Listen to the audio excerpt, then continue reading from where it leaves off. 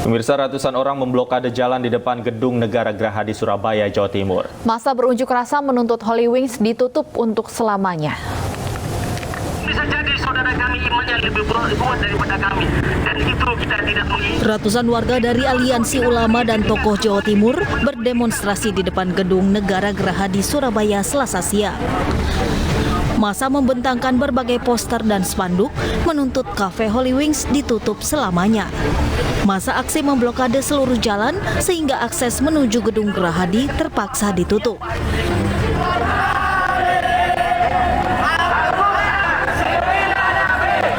Situasi sempat memanas saat ada peserta aksi yang berusaha merusak pagar duri yang dipasang oleh polisi. Namun petugas segera menghentikan dan menenangkan massa. Demi Allah, saya tidak mampu kalau melihat Rasulullah dilecehkan. Demi Allah, saya tidak mampu kalau melihat Rasulullah dilecehkan. Massa baru mau membuka blokade jalan setelah sejumlah perwakilan diterima oleh Dinas Kebudayaan dan Pariwisata Provinsi Jawa Timur. Dalam pertemuan itu, perwakilan massa meminta penegak hukum dan pemerintah Provinsi Jawa Timur menutup Holy Wings secara permanen pasca promo minuman beralkohol yang dinilai menistakan agama. Dari Surabaya, Jawa Timur, Rahmat Ilyasan, iNews melaporkan.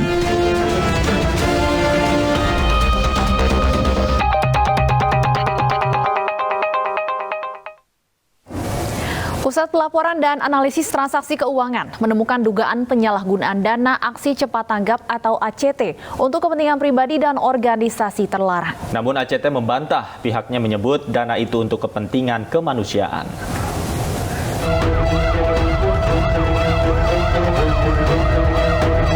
Pusat Pelaporan dan Analisis Transaksi Keuangan (PPATK) mencium adanya aliran dana aksi cepat tanggap yang mengalir ke kantong pribadi dan organisasi terlarang. Hal ini diketahui berdasarkan hasil analisis PPATK dan telah diserahkan ke aparat penegak hukum.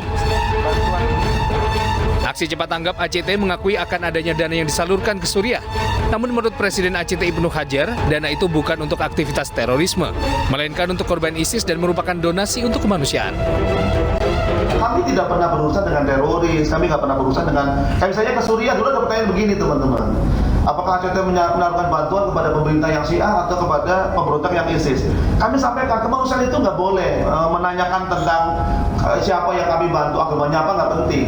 Jadi yang kami tahu ada orang tua yang sakit, ada anak-anak yang terlantar, korban perang, kami terima di pengungsian di perbatasan Turki, kami berikan bantuan pangan medis kepada mereka, dan kami nggak pernah bertanya mereka itu Syiah atau ISIS, nggak penting buat kami. Karena keluarga-keluarga ini adalah orang-orang jumbo, tua-tua anak-anak yang harus kami bantu. Korban perang. Ini prinsip kemanusiaan begitu. Jadi kalau dibawa kemana-mana, kami jujur saja, kami sering bingung gitu. Sebenarnya yang disebut sebagai teror itu dana yang kemana, macam-macam. Dugaan penyelewengan dana ACT ini menuai ragam tanggapan. Pihak keamanan pun diminta untuk mengusut tuntas kasus ini. Itu yang kita sayangkan. ACT ini kan lembaga kemanusiaan Islam ya, tapi prakteknya jauh dari nilai-nilai Islami. Ada 3 pelanggaran yang fatal yang dilakukan oleh pengurus petinggi ACT. Yang pertama adalah hampir semua proyek bantuan kemanusiaan mereka itu dimarkup, ya. Nilainya digelembungkan angkanya. Yang kedua adalah gaji pengurus pusat itu fantastis, ya. Yang ketiga, PPATK menemukan transaksi keuangan untuk kegiatan-kegiatan yang membahayakan kemanusiaan seperti ditengarai terorisme, dan ini sedang didalami oleh Baraskrim. Ini harus jadi lampu merah buat kita. Sebelumnya tagar aksi cepat tilap dan jangan percaya ACT ramai di media sosial. Hal ini bermula dari pemberitaan sebuah majalah investigasi yang menyebut para petinggi ACT diduga telah menyelewengkan donasi publik untuk memenuhi kebutuhan gaya hidup bos-bosnya. Pihak ACT pun telah meminta maaf.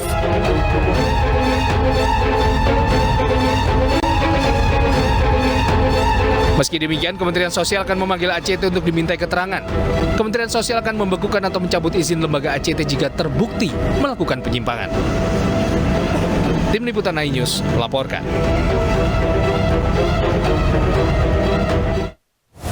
Lalu benarkah ada dana sosial yang diselewengkan oleh aksi cepat tanggap untuk kantong pribadi dan organisasi terlarang? Untuk membahasnya sudah bergabung bersama kami melalui sambungan telepon Kepala PPATK Ivan Yustia Fananda. Dan kami juga sudah berupaya menghubungi Presiden ACT Ibnu Hajar dan sejumlah perwakilan ACT lainnya, namun tidak ada yang bersedia bergabung dalam dialog di iNews sore hari ini. Saya sapa terlebih dahulu Kepala PPATK. Selamat sore Pak Ivan. Selamat sore Pak Ivan, apakah sudah bisa bergabung bersama kami di iNews sore? Baik, sepertinya ada gangguan komunikasi pemirsa dengan Kepala PPATK. Kita ke informasi lainnya terlebih dahulu. Badan Intelijen Negara dan Pemerintah Kabupaten Sleman, Yogyakarta berrekonsiliasi agar tidak terjadi kericuan susulan di Babarsari. Sementara itu, Sri Sultan Hamengkubuwono X mendesak para pelaku segera diproses hukum. Damai istimewa, itu aja. Jogja damai istimewa. Satu. Badan Intelijen Negara bersama Pemkab Sleman mengumpulkan sejumlah tokoh masyarakat di Babarsari, Sleman, Yogyakarta. Mereka bertemu dan berrekonsiliasi agar tidak terjadi kericuhan susulan. Dalam pertemuan ini juga disepakati sejumlah hal, di antaranya memberi pengobatan maksimal bagi korban luka, pemulihan kerusakan material, penegakan hukum bagi para pelaku, dan upaya pencegahan konflik. Kemudian recovery kerusakan, ya, kerusakan material maupun kemudian ekonomi, ya. Mereka harus kita cover juga sehingga kemudian tidak ada kerugian lagi dari pihak yang lain yang terdampak dari peristiwa awal. Yang ketiga, tentunya kita akan lakukan upaya penegakan hukum dan pencegahan berikutnya. Tindak saja bagi mereka yang melanggar pidana, kan gitu. Ya, karena tegakkan hukum, karena sudah terjadi pelanggaran, ya kan? Karena masyarakat kita ini tidak mengenal kekerasan fisik seperti itu, ya. Sementara itu, petugas membersihkan puing-puing yang berserakan akibat kericuhan di lokasi kejadian. Petugas menemukan 9 jerigen besar berisi minuman keras di sebuah kios kecil. Agar tidak disalahgunakan, petugas membuang seluruh isi miras yang belum diketahui pemiliknya.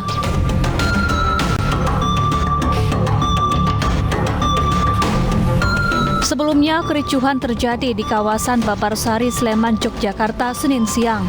7 sepeda motor dibakar dan sejumlah ruko rusak. Insiden ini bermula dari keributan antar dua kelompok yang terjadi di sebuah tempat karaoke Sabtu malam lalu. Kemudian berbuntut panjang dengan aksi penyerangan dan perusakan. Dari Sleman, Yogyakarta, Heri Trijoko, iNews melaporkan. Pemirsa, kita ke informasi haji. Menteri Agama Yakut Khalil Qumas mengecek tenda yang akan digunakan jemaah saat wukuf di Arafah. Pendingin ruangan dan ketersediaan toilet untuk jemaah menjadi perhatian untuk menghadapi cuaca terik padang Arafah.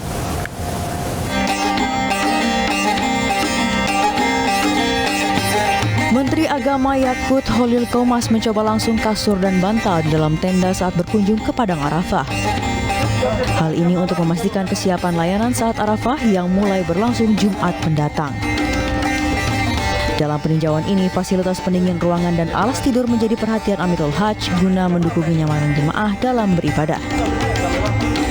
Nyaman tidak nyaman itu harus dengan tanpa kasur. Paling tidak dengan haji-haji sebelumnya. Kalau dengan tanpa kasur ya pasti ada kasur. Makanya perbandingannya apa dulu? Kalau dengan hotel ya enak di hotel.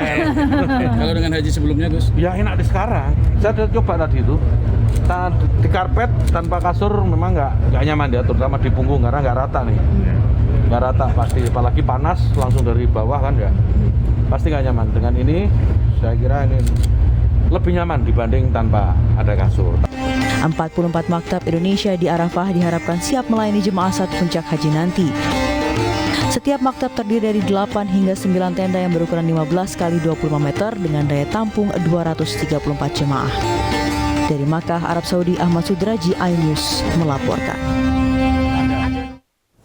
Pemirsa, layanan bus solawat yang biasa mengantar jemput jemaah dari penginapan ke Masjidil Haram dihentikan sementara. Seluruh bus dialihkan untuk memobilisasi jemaah saat puncak prosesi haji Jumat mendatang.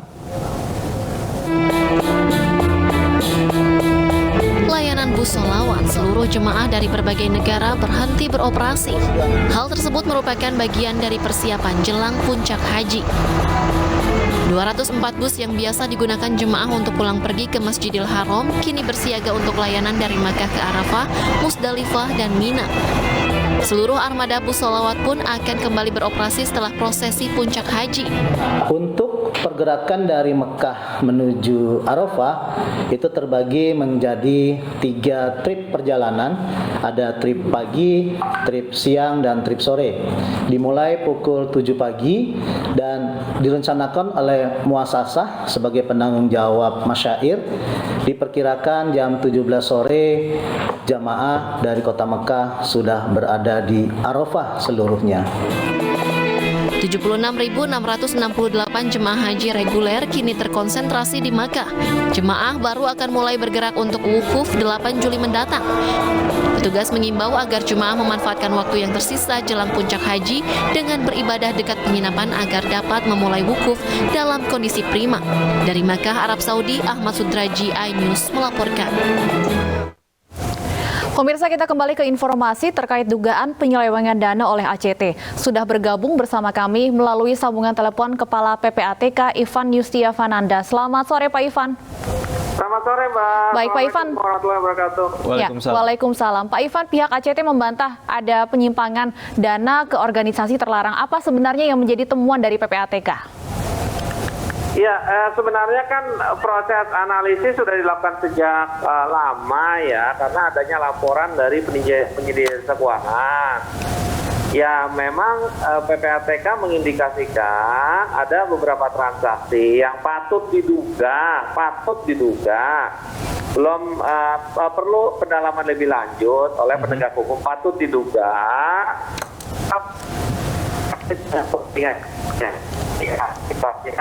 yang tidak sesuai dengan peruntukan. Lalu patut diduga terkait dengan kegiatan yang melanggar ketentuan peraturan perundang-undangan. Gitu aja. Oke, sejak kapan Pak PPATK melakukan analisis terhadap ACT ini Pak? Ya, sebenarnya sudah lama ya, sejak 2018, terus kemudian terus berlanjut, terus kemudian ada permintaan dari penegak hukum, lalu kemudian kita lakukan pendalaman, sampai kemudian muncul di media, ada sinyalemen dari media, entah dari mana itu. Sejak 2018, lalu mengapa sampai sekarang masih belum ada tindakan dari penegak hukum Pak terkait adanya dugaan penyelewengan dana ini? Kan yang kita lakukan itu kan adalah follow the money dan terkait dengan lembaga-lembaga yang serupa gitu ya. Jadi tidak hanya terkait dengan kegiatan dari satu entiti tertentu, ada beberapa nama, ada beberapa entiti. Nah, hanya memang pesannya sih sebenarnya masyarakat harus lebih hati-hati untuk memberikan sumbangan terhadap lembaga-lembaga yang kemungkinan bisa menyalahgunakan uang yang disumbangkan oleh masyarakat. Oke, artinya sudah ada indikasi, katakanlah begitu, temuan aliran dana ke organisasi-organisasi mungkin yang memang di garis bawahi tadi Anda bilang patut diduga begitu ya? Iya. Ya, kita patut menduga ada beberapa penggunaan dana tidak dilakukan secara semestinya gitu. Misalnya kalau menyumbang kegiatan kemaslahatan umat itu kan ada yang benar-benar ditujukan untuk kemaslahatan umat, lalu kemudian ada transfer ke rekening-rekening pribadi yang kita duga untuk kepentingan-kepentingan tidak semestinya gitu. Lalu kemudian ke organisasi-organisasi lain yang patut diduga untuk kepentingan yang berbeda gitu. Tapi semuanya masih membutuhkan pendalaman lebih lanjut oleh para penegak hukum, dan itu kan memang tidak bisa serta-merta kan kita simpulkan gitu kan. Sekarang masih proses analisis terus. Baik, dari PPATK sendiri tindak lanjutnya seperti apa Pak setelah menemukan indikasi adanya aliran dana ke aktivitas terorisme oleh ACT? Apakah sudah diserahkan kepada BNPT maksud kami? Iya, kita beberapa kita koordinasikan dan memang sudah kita serahkan ke penegak hukum terkait untuk pendalaman lebih lanjut gitu. Ya. Oke. Pak, kalau boleh kami tahu Pak, berapa aliran dana yang memang masuk ke rekening ke organisasi-organisasi yang dicurigai tadi Pak? Saya kebetulan lagi di jalan ya, saya tidak pegang data ya. Tapi ada nilainya puluhan juta, ada nilainya ratusan juta, dan beberapa ada nilainya miliar juga. Itu ke rekening di organisasi dalam dan luar negeri atau seperti apa? Ya bervariasi kan, rekeningnya bisa rekening individu, rekeningnya bisa rekening ya misalnya gerakan-gerakan bantuan gitu ya. Terus kemudian ya rekening entitas asing gitu di luar sana. Artinya tidak hanya ke satu organisasi Pak dugaannya? Ada beberapa pihak sih memang ya. Oke, ada beberapa pihak. Pak, ACT ini kan kemarin pada konferensi persnya mengklaim bahwa audit secara rutin dilakukan, dari tahun ke tahun juga auditornya berbeda-beda begitu. Apakah temuan-temuan dari auditor ini juga sudah dilaporkan begitu ke PPATK, Pak? Oh enggak, dalam kapasitas auditor sebenarnya mereka tidak memiliki kewajiban apa-apa untuk melaporkan kepada PPATK ya. Yang PPATK lakukan kan sesuatu yang terpisah, bahwa PPATK mendapatkan laporan dari pihak perbankan, dari pihak industri keuangan, ada transfer dana ke entiti yang diduga terkait dengan tindakan melanggar hukum. Terus penyedia jasa keuangan lapor kepada PPATK lakukan analisis, berdasarkan pengalaman PPATK serahkan kepada aparat penegak hukum. Lalu kemudian hasil audit, hasil apa segala macam ya itu di luar ininya PPATK. Ya, Pak Ivan, sangat disayangkan bahwa kasus seperti ini terjadi pada lembaga yang selama ini menampung begitu banyak donasi dari masyarakat. Apa yang bisa dilakukan oleh masyarakat untuk memastikan donasinya tidak diselewengkan oleh organisasi serupa? Ya, sebenarnya kan pemerintah dalam hal ini seperti PPATK sudah mengingatkan berkali-kali bahwa melakukan pemberian sumbangan itu sangat baik, hanya perlu diberikan kepada lembaga-lembaga yang memang benar-benar kredibel gitu ya, yang benar-benar amanah, kurang lebih seperti itu. Banyak cara yang bisa dilakukan oleh masyarakat sebenarnya, selain memberikan langsung kepada yang butuh juga bisa seperti itu. Tapi kan kemudian kan memang ada gerakan-gerakan seperti yang kita bicarakan hari ini, yang kemudian menghimpun dana publik untuk kepentingan sumbangan kepada korban-korban bencana misalnya seperti itu ya. Tapi kemudian di dalamnya diduga ada penyimpangan dengan memberikan gaji yang luar biasa besar, membelikan barang-barang yang di luar kepentingan tujuan awal dan segala macam, itu sangat mungkin terjadi kan. Dan catatan-catatan itu sudah digarisbawahi oleh PPATK, Pak ya. Kemudian hasil temuan itu seperti apa, Pak, koordinasinya dengan aparat penegak hukum, Pak? Mana putus-putus? Oke, Pak Ivan, terima kasih banyak atas waktunya sudah bergabung bersama kami di iNews Sore. Selamat sore. Pemirsa, iNews Sore masih akan kembali dengan sejumlah informasi menarik lainnya, di antaranya.